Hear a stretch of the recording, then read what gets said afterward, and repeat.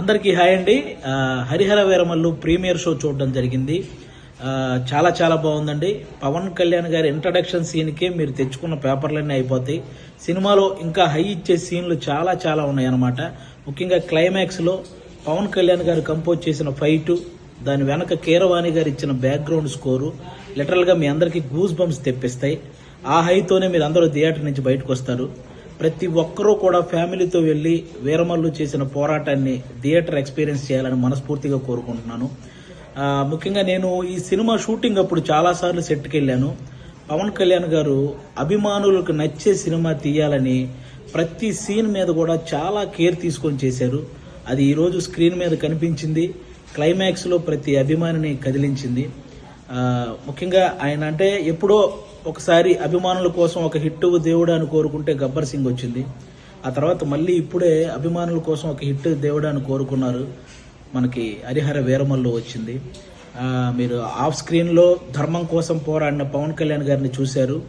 On స్క్రీన్లో ధర్మం కోసం పోరాడుతున్న హరిహర వీరమల్లును కూడా చూసి ఎంజాయ్ చేయాలని మనస్ఫూర్తిగా కోరుకుంటున్నాను. మీరు గమనించే ఉంటారు, ఆయన సినిమా జీవితంలో ఎప్పుడు ఇవ్వనన్ని ప్రెస్ మీట్లు, ఎప్పుడు చేయనన్ని ఇంటర్వ్యూలు, అలాగే 2 ప్రీ రిలీజ్ ఈవెంట్లు, ఇవన్నీ ఓన్లీ సినిమా కోసం నిలబడ్డమే కాదు, ఏఎం రత్నం గారు అనే ఒక మంచి ప్రొడ్యూసర్ కోసం నిలబడ్డమండి. నిజంగా ఆయన భారతదేశం గర్వించదగ్గ సినిమాలు ఎన్నో తీశాడు. తెలుగు, హిందీ, తమిళ్ పెద్ద పెద్ద హీరోలతో పెద్ద పెద్ద హిట్లు ఇచ్చారు. ఈరోజు పవన్ కళ్యాణ్ గారితో ఆయన పొలిటికల్ షెడ్యూల్ని దృష్టిలో పెట్టుకొని దానికి తగ్గట్టు సినిమా షెడ్యూల్ని వేసి అక్కడ పొలిటికల్ కెరీర్లో ఆయన ఒక మైలురాయి సాధించడానికి, అలాగే సినిమా కెరియర్లో ఇంకొక మైలురాయి సాధించడానికి తోడ్పడిన ఒక మంచి ప్రొడ్యూసర్ అండి ఏఎం రత్నం గారు. ఆయనకు కూడా మనందరం అండగా నిలబడాలని కోరుకోవటం కాదు, వేడుకుంటున్నాను. అందరూ ప్రతి ఒక్కరూ వెళ్ళి ఫ్యామిలీతో ఈ సినిమా చూడాలి.